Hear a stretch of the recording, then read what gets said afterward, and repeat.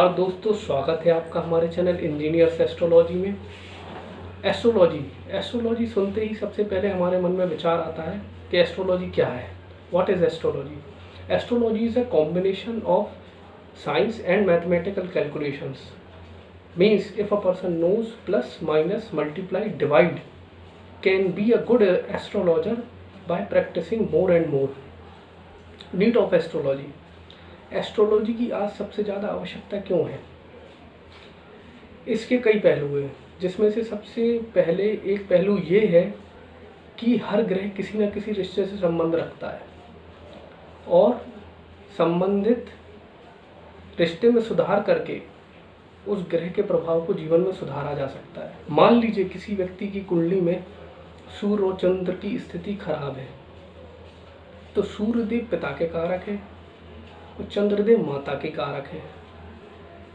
अगर आप रोज सुबह उठकर अपने माता पिता के चरण छूकर आशीर्वाद लेना प्रारंभ कर देते हैं, तो लाख पाप प्रभाव होते हुए, लाख विपरीत प्रभाव होते हुए भी ग्रह का, आप इसके विपरीत प्रभाव से काफ़ी हद तक आपको सुरक्षित महसूस कर सकते हैं।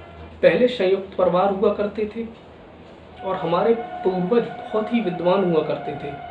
वो ये सब बातें भली भांति जानते थे, इसीलिए किसी न किसी रूप में, किसी परंपरा के रूप में, किसी संस्कार के रूप में, किसी रीति रिवाज के रूप में आप सबसे ये सब चीज़ें करवा ली जाती थी।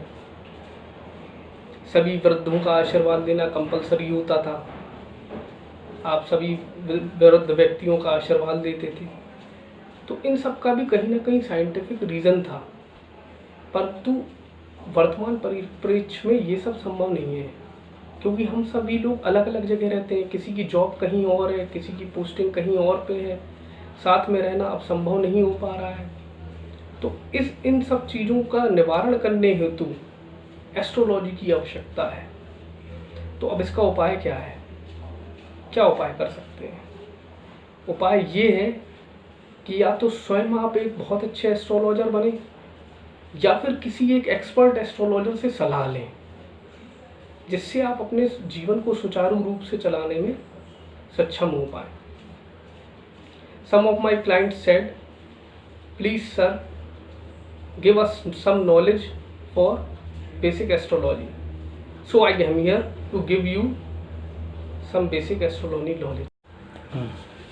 आज का हमारा विषय है नॉलेज ऑफ कुंडली हाउसेस। इसके भी चार्टिंग के कई मेथड होते हैं, नॉर्थ इंडियन, साउथ इंडियन। हमारी जो चर्चा रहेगी वो नॉर्थ इंडियन चार्टिंग पर रहेगी।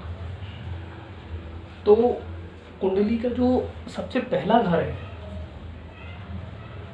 वो ये है, फर्स्ट हाउस। फर्स्ट हाउस आप स्वयं हैं, आपका लग्न है। मतलब आपने जो जन्म लिया, तो आपने जन्म यहाँ लिया, आप ये मान के चलिए, ये आपका लग्न हो गया। ठीक है, ये आपको बताता है, आपके बिहेवियर के बारे में बताता है, आपका एटीट्यूड बताता है। अब चार्टिंग की जो दिशा रहेगी, एक के बाद दो यहाँ नहीं आएगा, दो यहाँ आएगा। मीन्स एंटी क्लॉकवाइज डायरेक्शन में दिशा रहेगी। तो मैं जल्दी से नंबर डाल देता हूँ।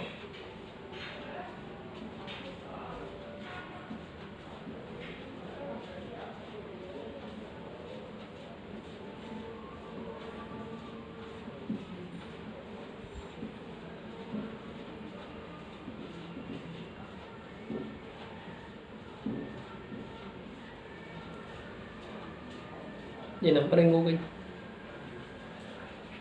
तो फर्स्ट हाउस आपकी पर्सनैलिटी थी, आपका एटीट्यूड था, आप स्वयं थे, ये आपका लग्न हुआ। अभी आप ये भूल जाइए कि इसमें एक नंबर लिखा हुआ है और मेरी कुंडली में तो यहाँ 4 नंबर पड़ा है या 5 नंबर पड़ा है, वो कैलकुलेशन अलग है। पहले अभी आप भावों को समझिए कि कौन सा भाव क्या है। ये पहला भाव कहलाया, इसको तन भाव कहते हैं। सेकंड भाव, ये धन कुटुंब वाणी का भाव है, इसको धन भाव भी कहा जाता है। धन सभी जानते हैं, बताने की कोई ज़रूरत नहीं है। कुटुंब मतलब परिवार, और वाणी मतलब स्पीच जो कि आप बोलते हैं, उसका निर्धारण यहाँ से होता है। थर्ड हाउस आपकी मेहनत का हाउस है। थर्ड हाउस आपकी मेहनत का हाउस है। आपकी मेहनत, आपका पराक्रम, आपकी छोटी मोटी यात्राएं, आपके भाई बहन का विचार थर्ड हाउस से किया जाता है, छोटे भाई बहनों का विचार। ठीक। फोर्थ हाउस जो है ये आपका सुख सुविधाओं का हाउस होता है। माता, गाड़ी, भूमि, वाहन, ये सब फोर्थ हाउस से डिनोट होता है। नेटिव लैंड का विचार भी यहीं से होता है, जमीन जायदाद का विचार भी यहीं से किया जाता है। फिफ्थ हाउस संतान भाव, आपकी संतान का निर्धारण यहीं से होगा। इसके अलावा हाउस ऑफ अनएक्सपेक्टेड गेन्स भी यही है, और लव रोमांस का हाउस भी यही है। किसी की लव मैरिज का आपको डिसाइड करना होगा तो फिफ्थ हाउस को आपको कंसीडरेशन में लेना ही लेना होगा, इसके बिना उसका निर्धारण संभव नहीं है। सिक्स्थ हाउस कर्जा, दुर्घटना, मुकदमा, court case, litigation, house of competition, इन सब का विचार जो है सिक्स्थ हाउस से होता है। इसको शत्रु भाव भी कहा जाता है।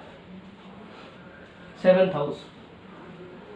हाउस स्पाउस का होता है, मतलब पति के लिए पत्नी का, पत्नी के लिए पति का भाव है ये। यहाँ से आप पार्टनरशिप भी देखी जाती है। इसके अलावा डेली वेजेस का भी विचार यहीं से किया जाता है। व्यापार का भाव भी यही है, सेवेंथ हाउस से ही आप व्यापार का निर्धारण भी कर सकते हैं। ठीक है। एट्थ हाउस इसको वर्स्ट हाउस ऑफ कुंडली भी कह सकते हैं। बहुत से शास्त्रों में इसे मृत्यु भाव के नाम से भी लिखा गया है। मृत्यु और आयु दोनों का निर्धारण इसी भाव से होता है। एंजाइटी, टेंशन, डिप्रेशन, मृत्यु तुल्य कष्ट, इन सब का निर्धारण एट्थ हाउस से किया जाता है। नाइन्थ हाउस भाग्य भाव, आपके भाग्य का निर्धारण, आपके फॉरेन घूमने का, सेटलमेंट का नहीं, घूमने का भी निर्धारण इस हाउस से होता है।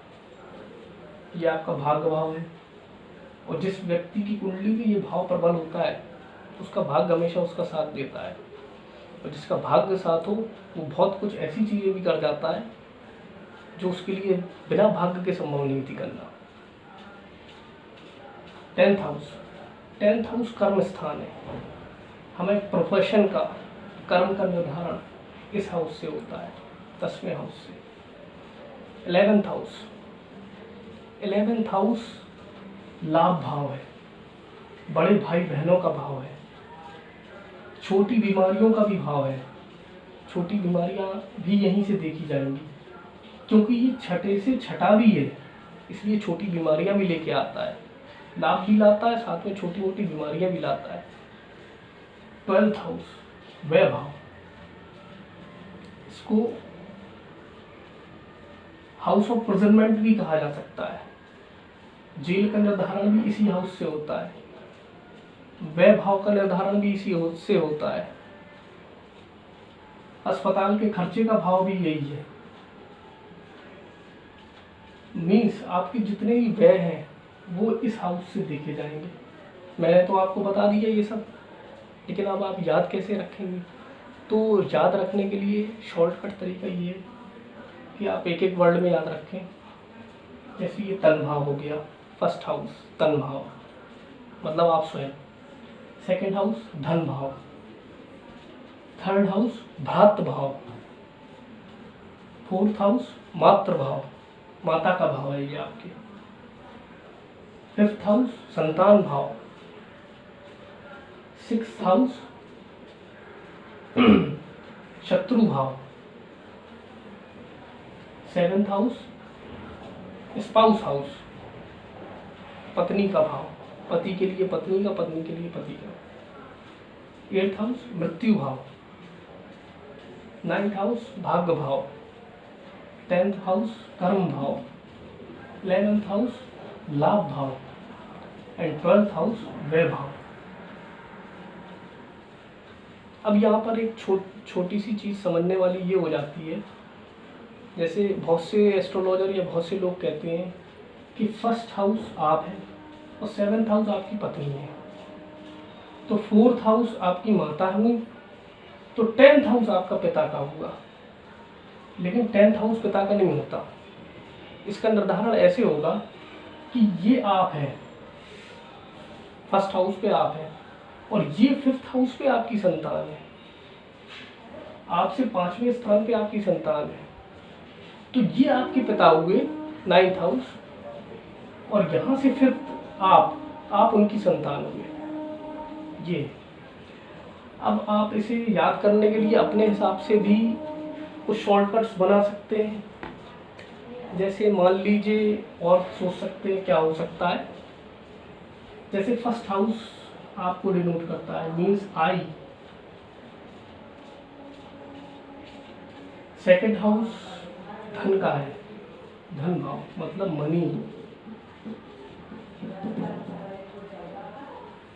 और थर्ड हाउस आपके एफर्ट्स का है। तो आप ये भी कर सकते हो कि 3-3 हाउस के सेट में ब्रेक करके इसको याद कर सकते हो। जैसे फर्स्ट वर्ड सभी का ले लिया जाए, IME, तो ये हो गया। अब इसके अलावा आप क्या कर सकते हो, इसको उल्टे भी अगर आप पढ़ोगे, यहाँ से यदि रिवर्स में पढ़ते हो तो ये हो गया EMI। EMI आप सभी जानते हैं। 4th हाउस मदर का, means M। 5th house child का, चाइल्ड मीन्स डॉटर ऑब्लिक सन, कोई भी हो सकता है। तो मान लीजिए डॉटर का D ले लेते हैं, MD। And 6th house, house of competition, house of competition का H ले लेते हैं। यानी 4 to 6th हाउस तक के लिए फॉर्मूला आ गया MDH। आप अपना कुछ भी बना सकते हैं, ये तो मैं बस जस्ट समझाने के लिए बता रहा हूँ। आप अपना स्वयं तैयार करिए और वही आपको याद रहेगा। 7th हाउस स्पाउस का था, पार्टनरशिप का भी था, मतलब पर्सनल भाव का। पर्सनल का P ले लेते हैं, पर्सनल का P ले लिया। और 8th हाउस आपको पता ही है, डेथ का था, डेथ का D ले लेते हैं। एंड 9th हाउस आपका जो था वो भाग्य का है, भाग्य means F, fate. PDF format तो आप सभी जानते हैं। आप कुछ भी बना सकते हैं, मतलब आप अपना स्वयं का कुछ भी बना सकते हैं, जरूरी नहीं कि यही आप याद करें, ये सिर्फ समझने के पर्पज से। 10th हाउस प्रोफेशन हाउस है आपका, अगेन अपी। 11th हाउस प्रॉफिट का हाउस है, लाभ भाव, एक और P। And 12th house expenditure का भाव है, व्यय भाव, PPE। आप कुछ भी अपने हिसाब से बनाइए, ये आपके ऊपर निर्भर करता है समझने के लिए। Thanks for watching.